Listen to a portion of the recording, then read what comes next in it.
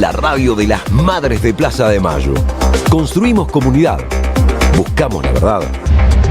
Siempre.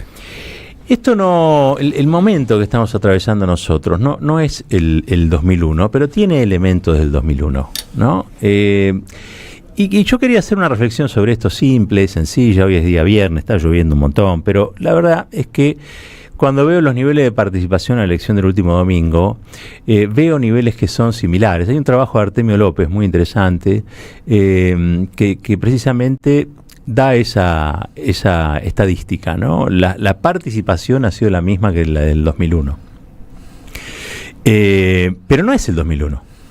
En el medio pasaron muchas cosas. En el 2001, si nosotros hacemos memoria, vamos a ver una idea todavía de comunidad revalorizada que tenía que ver con el Piquete y Cacerola, ¿se acuerdan, no? Los movimientos desocupados, en aquel tiempo todavía no se los llamaba movimientos sociales, confluyendo con aquellos sectores medios que habían sido de algún modo u otro estafados, con el corralito, el corralón, todas esas cosas, ¿no? Pero a su vez un proceso que daba por agotado el modelo de la convertibilidad y el modelo del Fondo Monetario Internacional. Recordemos que el blindaje, el megablindaje, el hipercanje, el megacanje, todas esas cosas eran políticas que iba construyendo Domingo Felipe Cavallo junto al Fondo Monetario Internacional, junto a los técnicos del Fondo Monetario Internacional, y que tenían como objetivo meterle un pulmotor a la economía neoliberal de los 90 para que durara lo más que se pudiera.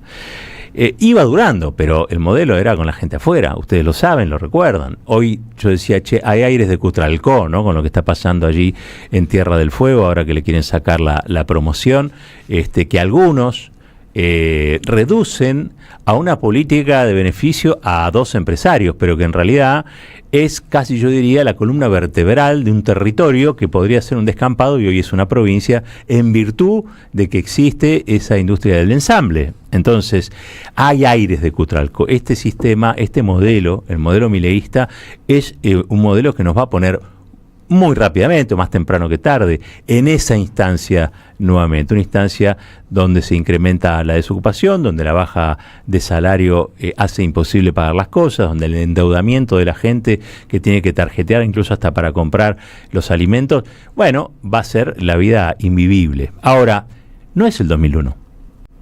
Pasaron cosas buenas y malas. Pasaron cosas buenas y malas. Pasaron cosas en la política desde el 2001 adelante que yo quiero destacar y que me parece que son fundamentales para entender por qué todavía estamos en pie. Una de esas fundamentales fueron los gobiernos de Néstor y de Cristina, que le dieron a la deuda una solución que el neoliberalismo no se la daba, porque el neoliberalismo es parte del problema. Y se pudo, a partir de las políticas de desendeudamiento, tener una nueva relación con el Fondo Monetario Internacional, que fue una relación decolonial, una relación en la que el fondo hacía lo suyo, pero no se entrometía en las decisiones soberanas de la Argentina. Eso permitió muchas cosas. Permitió, por ejemplo, un sistema previsional, un sistema de seguridad social muy ampliado, que funcionó como red para millones de argentinos y de argentinas agredidas por las políticas neoliberales de la década anterior.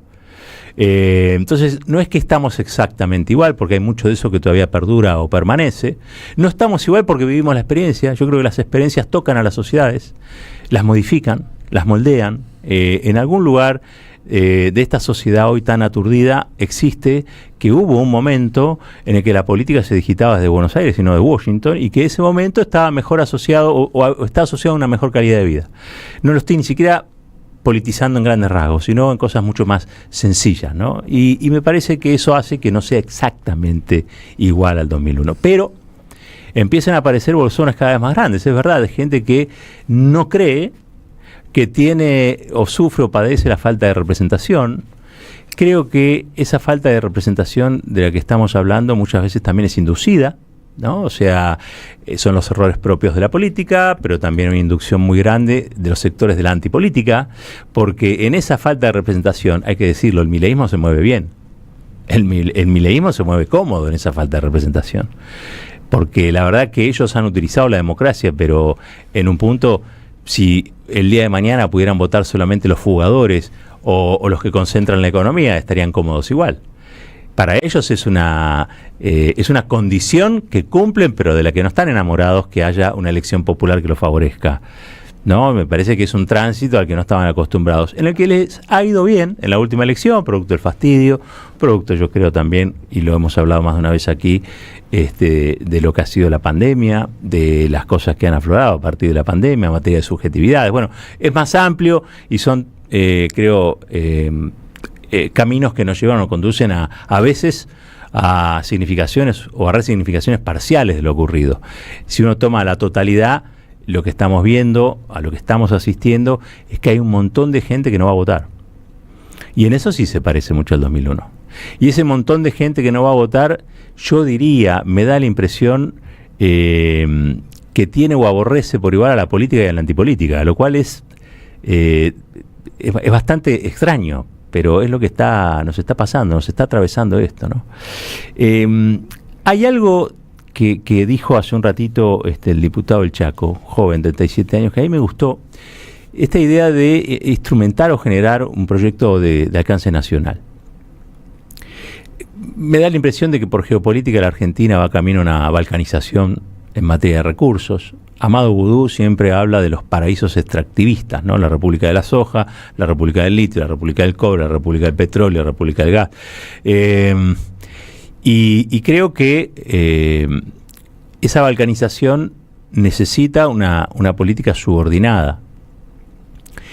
Es la que estamos viendo. En muchos casos, en muchos gobernadores están, creo yo, trabajando de modo subordinado a esta estrategia, porque de última son gobernadores que no tienen una idea federal. Hablan de federalismo, pero les interesa su provincia nada más. Es medio raro hablar de federalismo y que lo que te interese sea solamente tu provincia. Es como si fueras el presidente de la AFA y quisieras que gane Boca nada más, ¿no?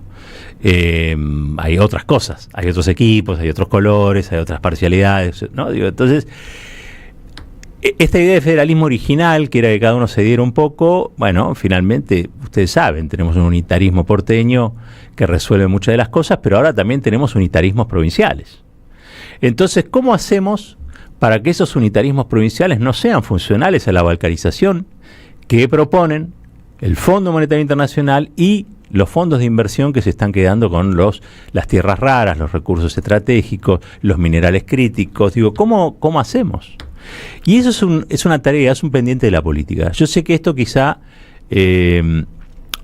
ya ocurría o empezaba a pasar o se empezó a construir allá en aquella década de los 90, pero incluso su juricidad, ¿no? Porque mucho de esto se puede hacer porque tenemos una constitución, que es la del 94, que permite estas cuestiones, que ha extranjerizado o ha permitido la extranjerización de la economía también. Pero digo, más allá de eso, es algo que hoy tenemos sabido, se pudo hacer de otra manera, y se puede hacer de otra manera cuando hubo un proyecto nacional. Con sus dificultades. Yo creo que nunca se terminó de construir ese proyecto nacional. Yo creo que nosotros estamos convencidos de que uno dice peronismo, por ejemplo, ¿no? Vamos a hacer así. Dice peronismo en Corrientes, y dice peronismo en Neuquén, dice peronismo en Córdoba, y estamos siempre diciendo lo mismo. No. Porque el peronismo cordobés no es lo mismo que el peronismo de la provincia de Buenos Aires, no es lo mismo que el peronismo patagónico, no es lo mismo que el peronismo del Chaco. Entonces hoy ya es un significante, la palabra peronismo, que más que decir, a veces no dice. Pero todos somos peronistas, y eso también lo sabemos. Son peronistas hasta la izquierda en Argentina. El otro día lo escuchaba a un gran amigo mío que siempre aborreció del peronismo, pero que se definía como peronista. Voy a decir, ¿cómo puede funcionar? Bueno, ustedes saben cómo es la historia del peronismo en la Argentina. Lo cierto es que yo sí creo que tiene que haber un peronismo nacional, como eje vertebrante de un movimiento mucho más vasto, porque con el peronismo me parece que lo que se logra o se tiene es una idea de lo nacional bastante abarcadora, pero le hace falta el progresismo, le hace falta, me parece a mí también, a todo eso, eso que aborrece tanto otro sector del justicialismo, pero que yo creo que es fundamental. Las izquierdas nacionales, todo eso existe en la Argentina, y creo que es fundamental saberlo e incorporarlo, y tener también para todos estos grupos que de algún modo u otro piensan en la emancipación, bueno, políticas de acercamiento, no hacer algo que es fundamental para que no sea exactamente el 2001, combatir la fragmentación. El ciclo es de fragmentación al infinito. ¿cómo hacemos para que esa fragmentación se frustre? ¿Cómo hacemos para frustrar la fragmentación? ¿Cómo hacemos para que todos esos pedacitos en los que nos quieren convertir sigan juntos a pesar de las diferencias? ¡Qué desafío!, ¿no? Bueno, primero que nada, tener un proyecto nacional.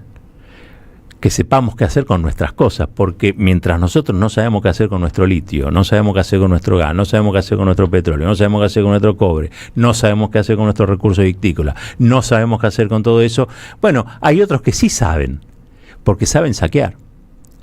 Y creo que también, para cerrar, la atomización que nosotros atravesamos está muy vinculada a la idea de la colonización que sufrimos.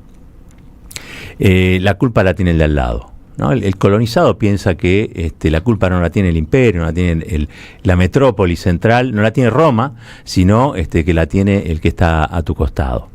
Y eso explica mucho del fraccionamiento que existe en la política y que es un tema de época en el cual creo que hay que tener una política contracíclica. Por eso es tan importante pensar una unidad que no sea en el aire, una unidad que no sea en la palabra, sino una unidad que sea fundamentalmente para contrarrestar este ciclo de fragmentación al infinito y que permita darle cohesión a esta idea de nación. Porque si no tenemos idea de nación y si no podemos estructurar un movimiento nacional que la defienda, entonces no tiene nada de sentido lo que hacemos, o tiene muy poco sentido, vamos a decirlo.